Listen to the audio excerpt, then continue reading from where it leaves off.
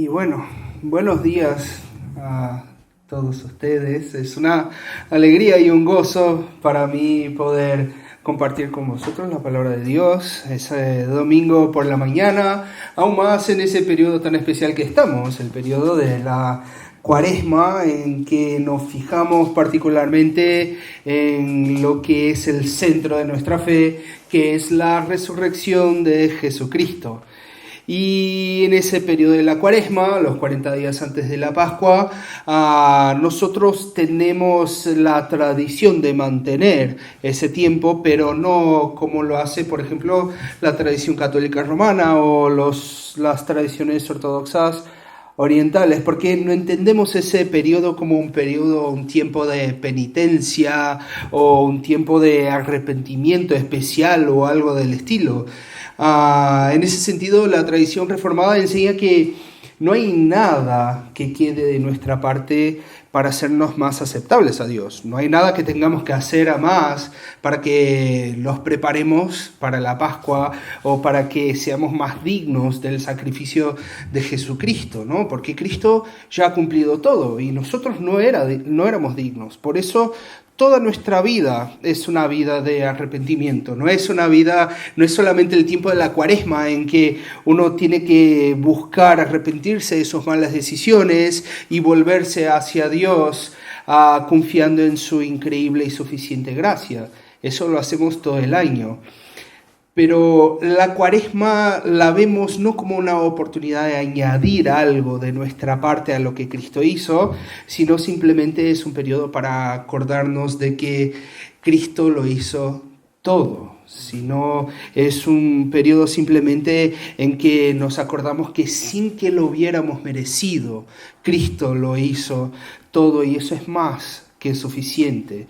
En esos días tenemos la invitación a que nos maravillemos con ese amor más grande, el amor de entregar a su vida, el amor que vemos en esa escena que Mari nos leyó recién.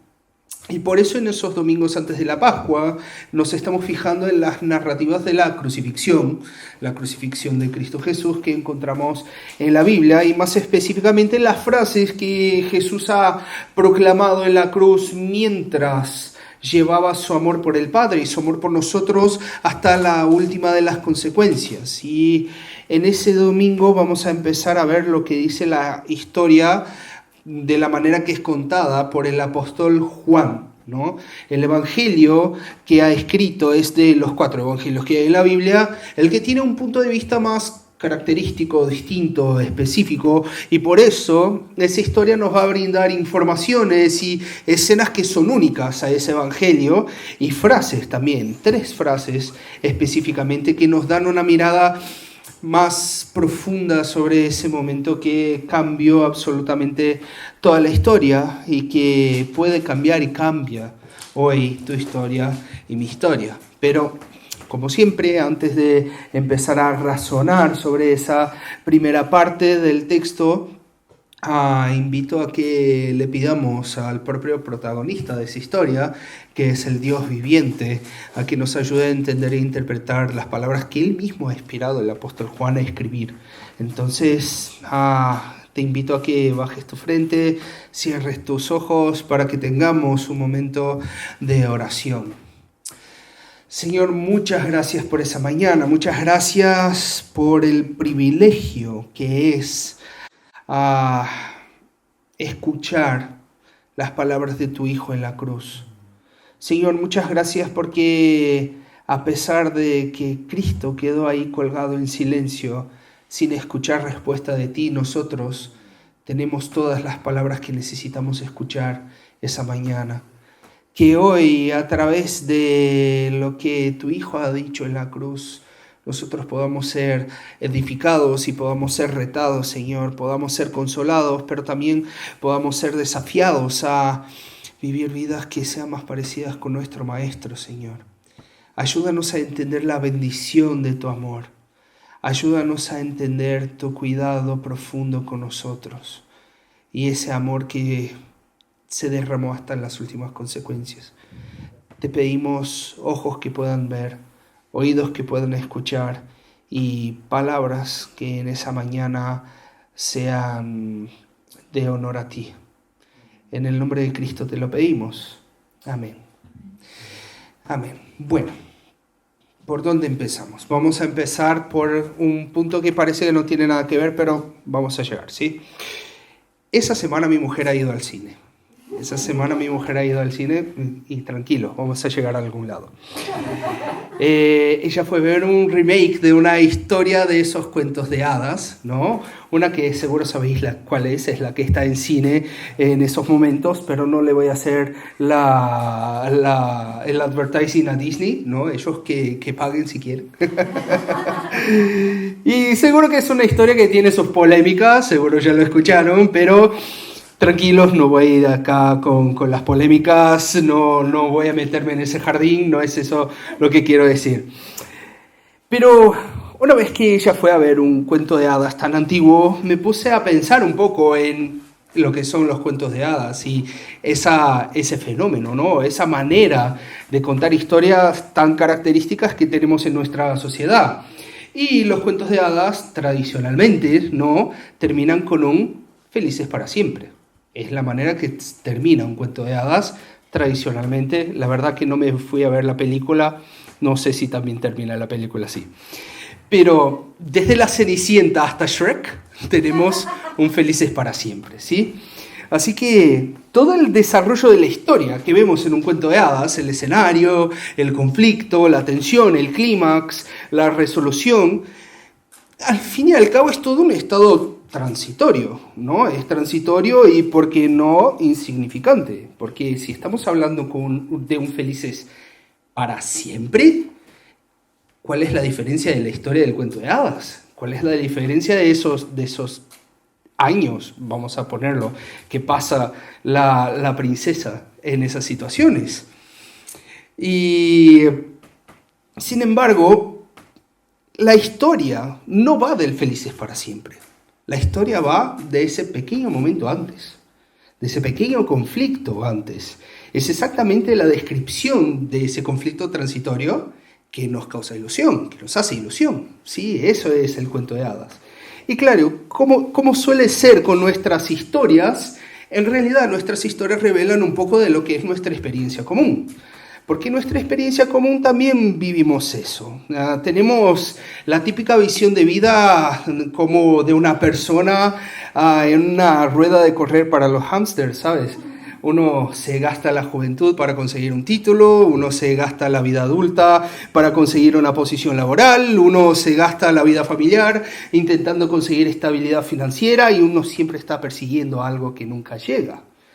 Uno siempre está queriendo el felices para siempre. Ahora no puedo porque estoy estudiando, ahora no puedo porque estoy trabajando, ahora no podemos porque estamos ahorrando para una casa. Siempre hay algo que nos impide vivir el presente. Pero la pregunta es, ¿para llegar a dónde?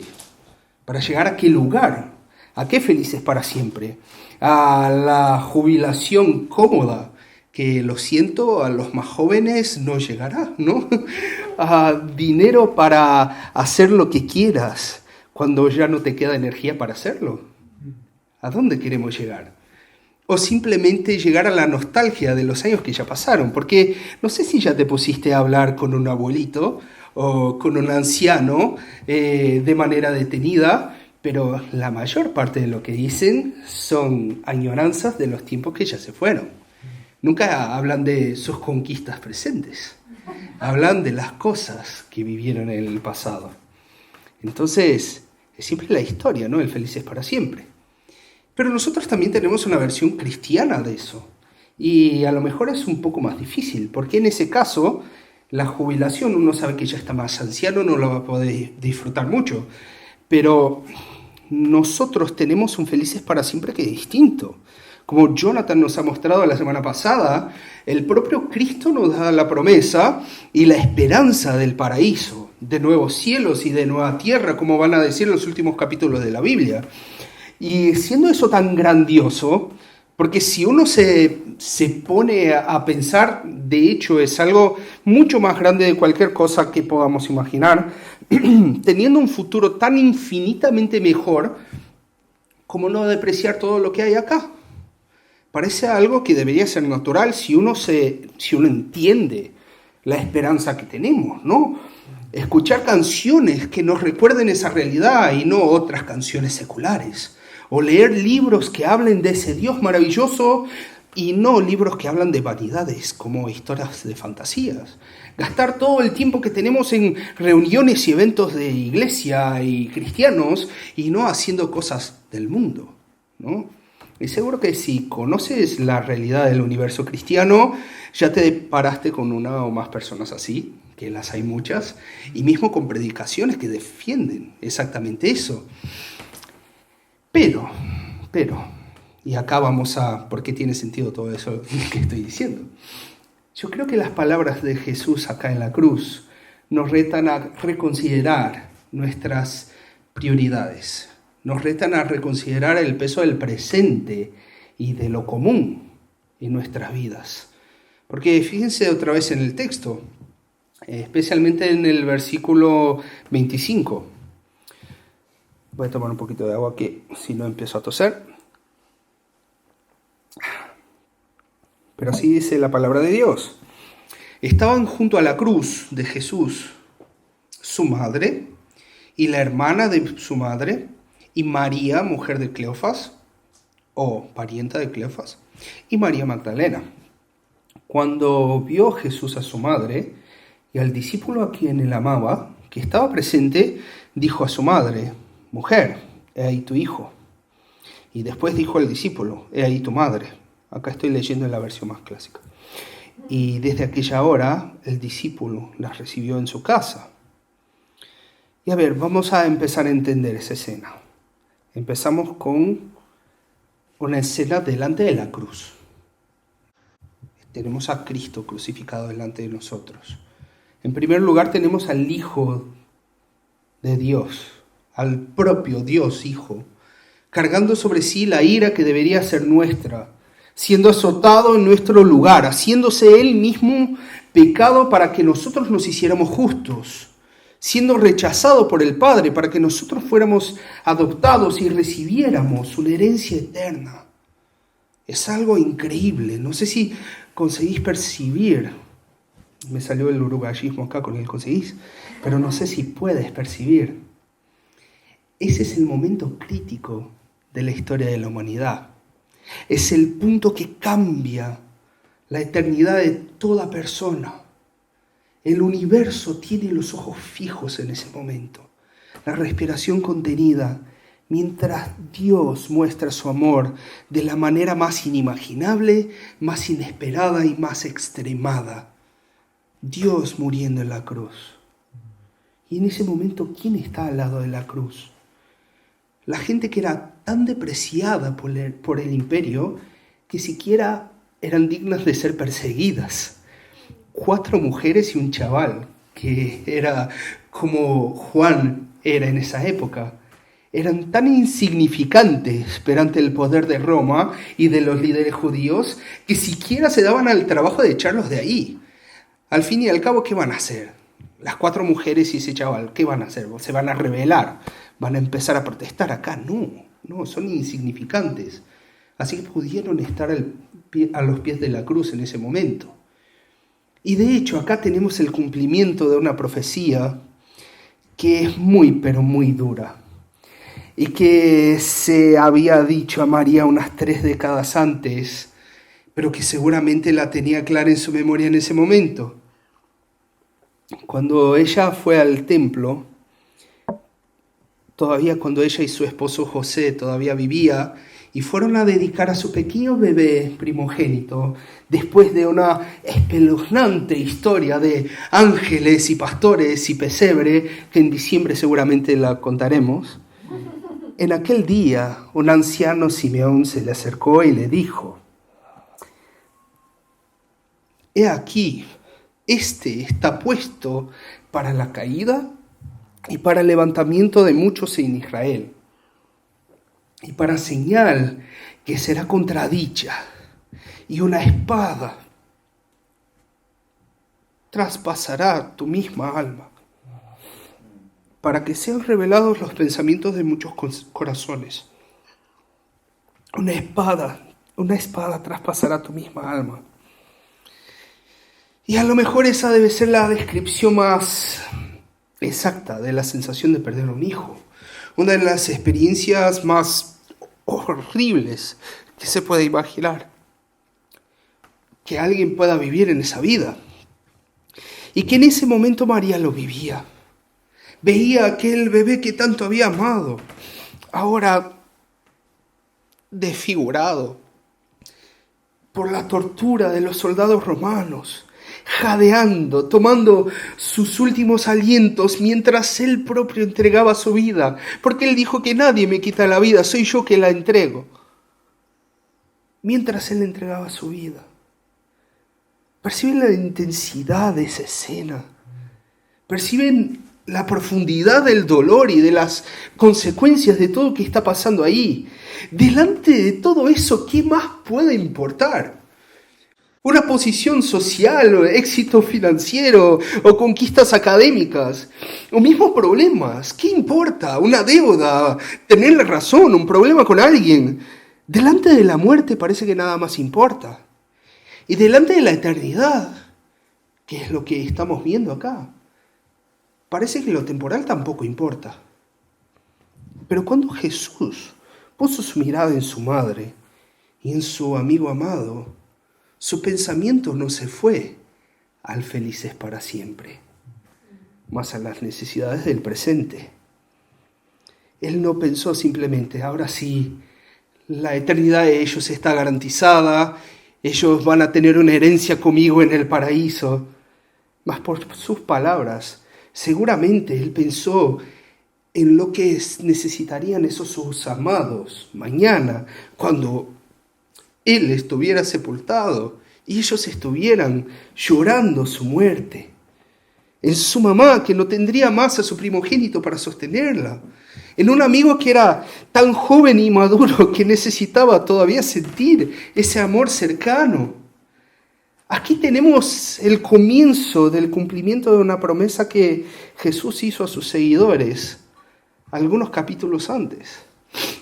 Les aseguro que todo el que haya dejado casa, o hermano, o hermana, o padre, o madre, o hijos, o bienes, por mi causa y por el Evangelio, recibirá ahora, a cambio 100 veces más el número de casas, hermanos, madres, hijos y bienes, junto con persecución. Y en el mundo que vendrá, esa persona tendrá la vida eterna. Recibir una familia ahora. Es lo que empieza a hacer con María y con Juan acá. Darle familia a los suyos. Aquí Jesús, por sus hechos, nos está mostrando que el presente importa. Que la fe cristiana no es una abstracción que da esperanza por un porvenir mientras nos hace ignorar lo malo que está alrededor nuestro. No es como un calmante para que no nos pongamos tan nerviosos en un día malo. No, absolutamente no. Jesús, en el momento que está garantizando nuestra condición en la eternidad, se detiene a lidiar con lo cotidiano. Una familia con quien puedas compartir la vida. El sostén financiero que va a ser necesario a esa mujer. ¿Dónde vamos a dormir mañana? Delante de una labor eterna, Cristo se detiene a cuidar de los detalles del presente. No tenemos una esperanza que es solamente para el porvenir, sino para ahora. No existe una cosa que sea tan trivial, que sea tan ordinaria, que no se la pueda presentar a Dios. Eso porque Dios no es el Dios solamente del felices para siempre, pero de toda la historia, de toda nuestra historia. Él nos da nuestro escenario, nos puso en una familia, pero nos ha dado también una iglesia. Él es el Dios que está con nosotros en nuestros conflictos, que muestra que no hay ningún conflicto que vivamos que sea eterno y que se pueda comparar con la eternidad. Y también está con nosotros en las alegrías, dándonos una centella de lo que tendremos eternamente. Paradójicamente, aprendemos del Eterno que la línea del tiempo en la línea del tiempo divina, el presente importa. A aquel que no tiene inicio ni final, a aquel que no tiene apuro ninguno porque va a vivir por siempre, se importa con el presente. Importa tanto que el pensamiento de Cristo en la cruz es con el presente de las personas que Él ama. Y con eso no quiero proponer una versión santificada del Carpe Diem o de hay que disfrutar el día y aprovechar el día. Esa idea de que el moverse y el camino es lo que importa y no simplemente dónde vamos a llegar. No, quiero traer algo que es más antiguo, algo que es más completo. Es darle importancia tanto al objetivo como al camino. Tanto hacia dónde vamos como por dónde vamos. No a uno u a otro. Tenemos un objetivo claro, una eternidad garantizada por lo que Cristo ha hecho, y por eso nuestra esperanza final no debe estar en cosas terrenales y perecederas. No hay ninguna conquista nuestra que nos va a dar sentido y plenitud en esa vida. No hay nada que podamos hacer que nos va a llenar completamente en esa vida. No hay nada bajo el sol, para usar la expresión del autor de Eclesiastés, que pueda nos satisfacer completamente. El éxito financiero no lo hará, el éxito profesional no lo hará, el éxito académico, el éxito conyugal, el éxito paternal o maternal, nada de eso va a dejarnos plenos en nuestro camino.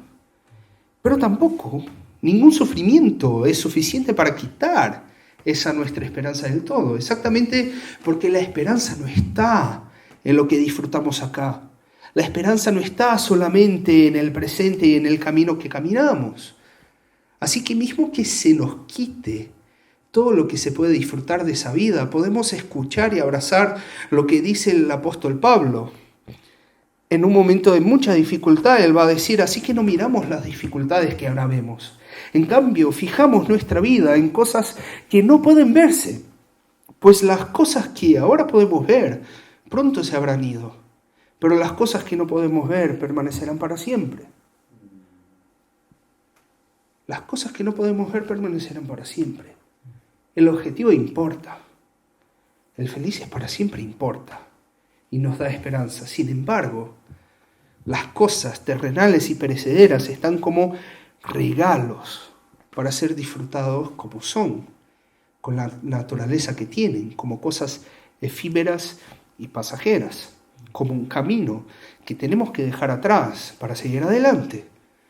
La relación de Juan con María como madre llegaría a un fin, tarde o temprano, pero mientras duró, seguramente fue una fuente de alegría y de consuelo para los dos.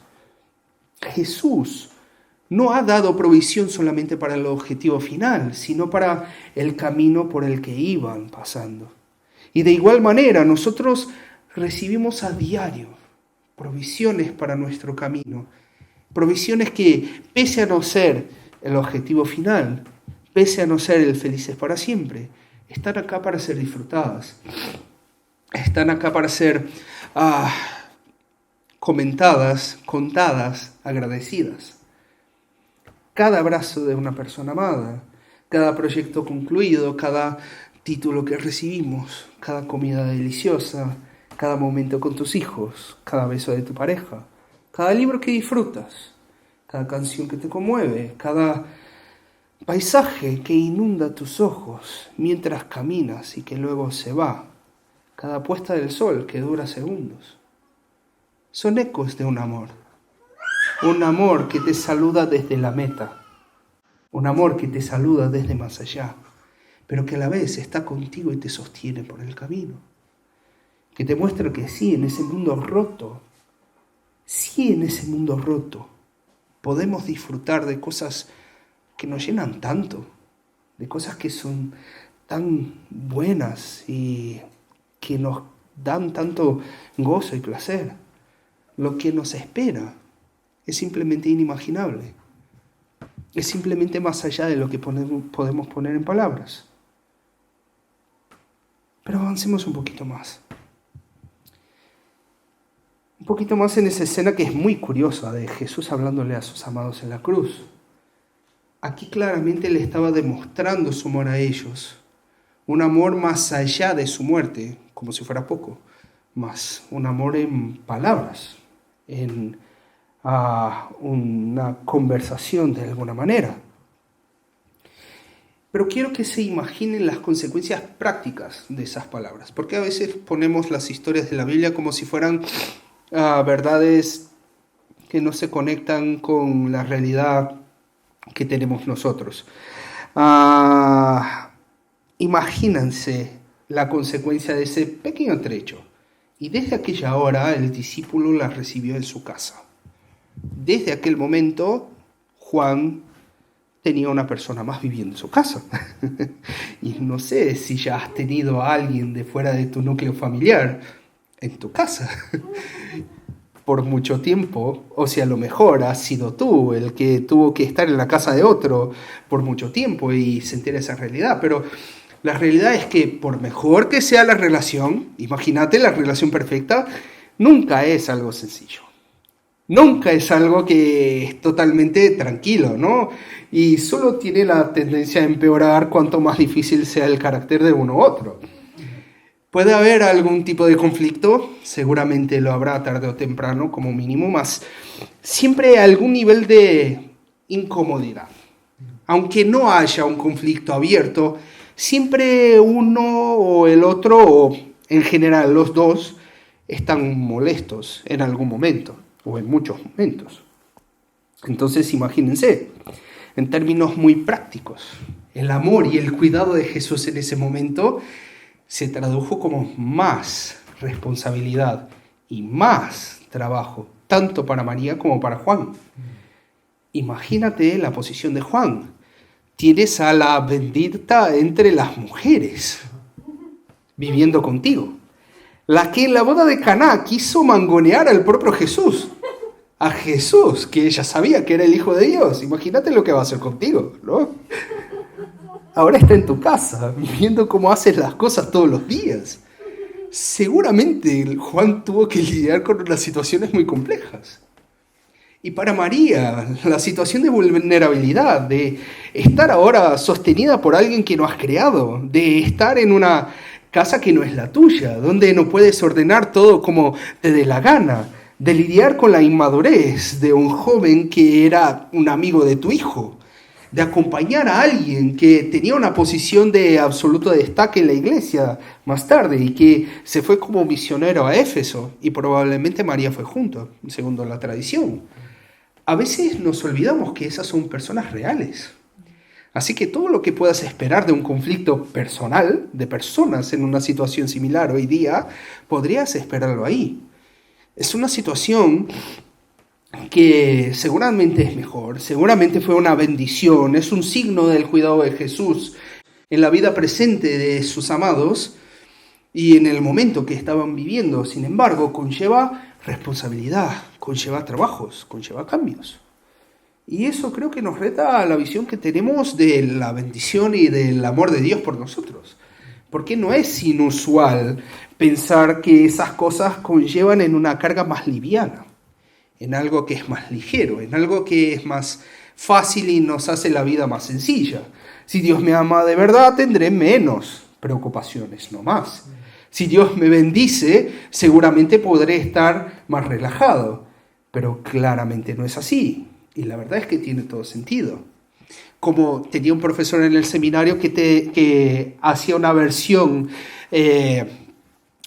personal de aquel versículo que Jesús dice que al que es fiel en lo poco, lo pondré sobre mucho. Y él decía, al que es fiel en pocos problemas, lo pondré sobre muchos problemas. ¿Sí? Entonces, a veces la bendición de Dios es curiosa, ¿no?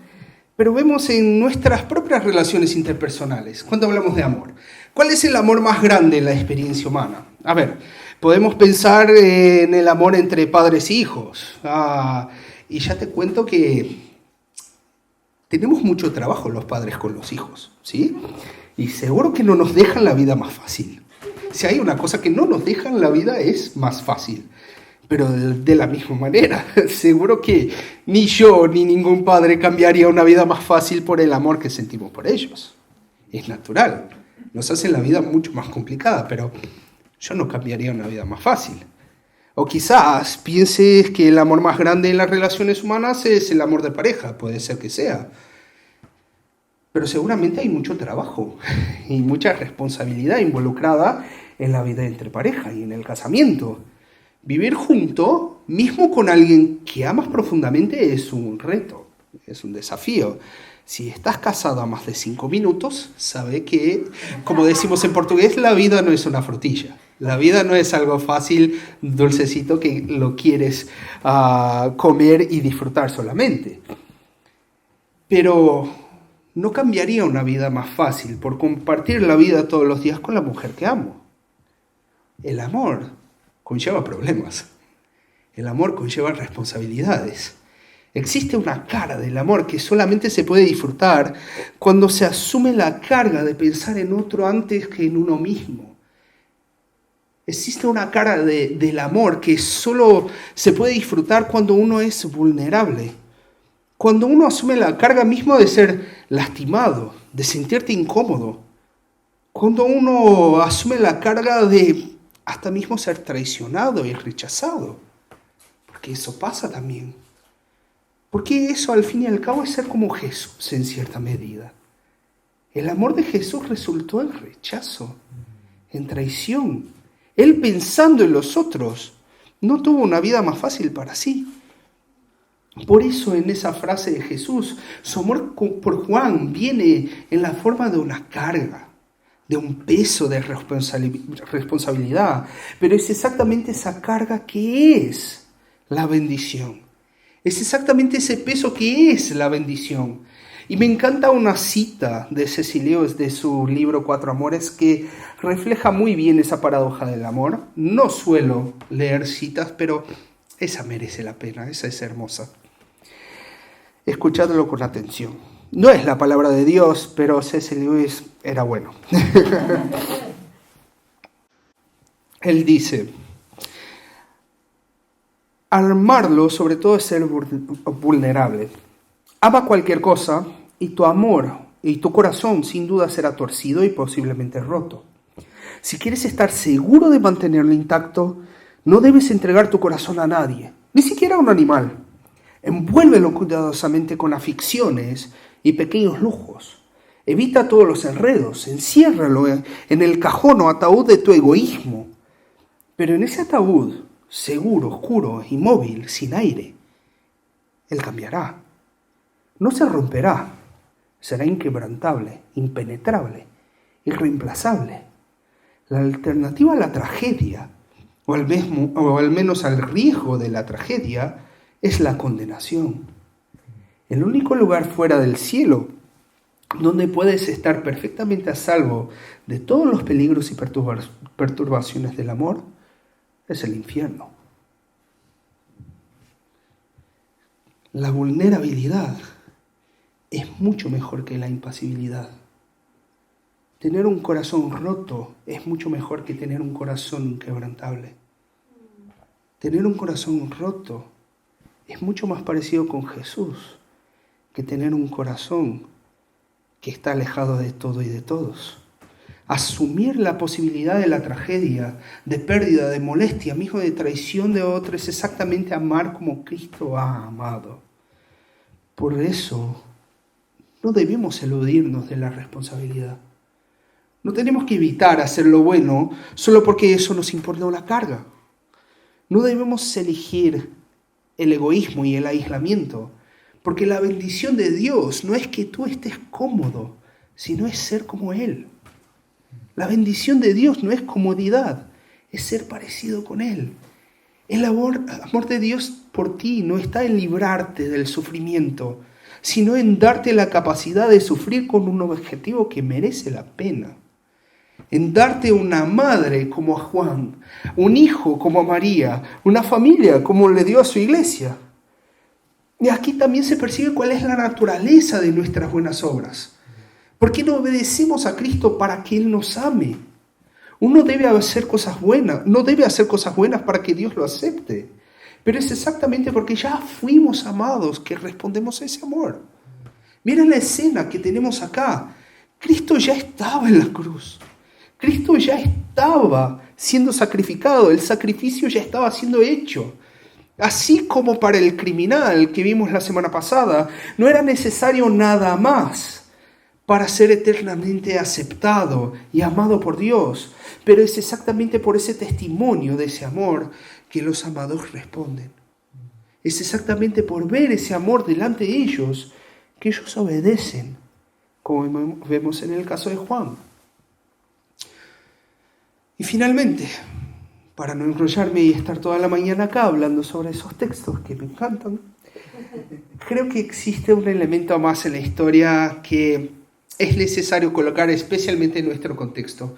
No me gusta mucho ser apologético y polémico y hablar en contra de otras visiones, pero ese es uno particular y bueno. La tradición católica romana usa ese texto como una manera de exaltar a María, ¿sí? Algo del estilo, acá Jesús nos da a María por madre a todos sus discípulos, ¿sí? Eso seguramente sí. Vienes de una iglesia católica romana, a lo mejor ya lo escuchaste. Pero seguramente esa no es la conclusión de ese texto. Aquí la exaltación no es de nadie más que Cristo. Y con eso no estoy disminuyendo a María. María es la bendita entre las mujeres. No vamos a encontrar en la historia una mujer más grande que María. Pero el texto acá exalta a Cristo Jesús. Y tenemos a ese Cristo mostrando cuál es la verdadera base del amor y del cuidado que tiene por María, su madre, y también por nosotros. La relación terrenal de madre e hijo, cuando Jesús le dice esas cosas a ella y a Juan, da lugar a una relación que es más santa, más elevada, la relación de salvación, de un salvador y de una salva, de una persona que fue salvada y del Salvador. En ese momento Jesús muestra que su relación como hijo no es la principal que tiene con María. Mas ahora en la cruz se muestra como su Salvador. Y es ese Jesús Salvador que cuida y otorga la responsabilidad de esa relación que tenía antes a uno de sus discípulos. En el momento de la angustia más grande que María sufrió, en el momento que ella está teniendo su alma partida como por una espada, María es cuidada, no por su Hijo, pero por su Salvador. Y es así también con nosotros. Y ese es el punto que quiero que tengamos claro en ese domingo. Si así fue con los primeros discípulos, con aquellos que estaban a los pies de la cruz, así también será con nosotros. Si Cristo trató así a los que estaban más cercanos a Él en aquel momento, Cristo también nos tratará así a nosotros. Porque Jesucristo es el mismo, ayer, hoy y siempre, como dice la carta de los Hebreos. Cristo no cambia. Cristo no cambia. Su amor no cambia. Su cuidado no cambia. Y por eso podemos estar completamente confiados. Acuérdate que Cristo, el Hijo de Dios en el Calvario en aquel momento, sabía exactamente la dimensión de lo que estaba pasando. Él sabía que las tinieblas cubrirían aquel lugar en la próxima hora, que Él llevaría solo y abandonado el pecado de todo el mundo en la oscuridad. Pero en aquel momento, Él pensó en los suyos.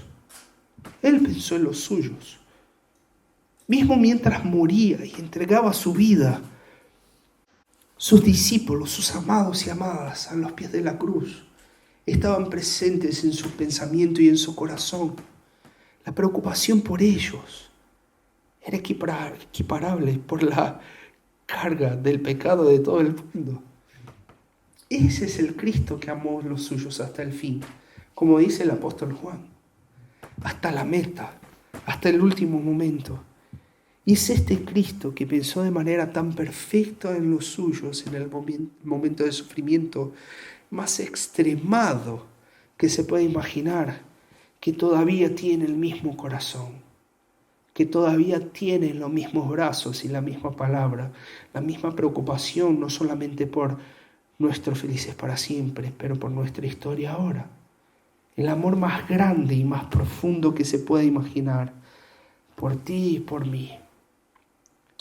No en el último día, sino hoy. no en la eternidad y en los cielos, sino ahora en esa tierra. Por eso vivamos reflejando ese amor, vivamos proclamando ese amor. Honremos a Dios por el amor que nos ha dado.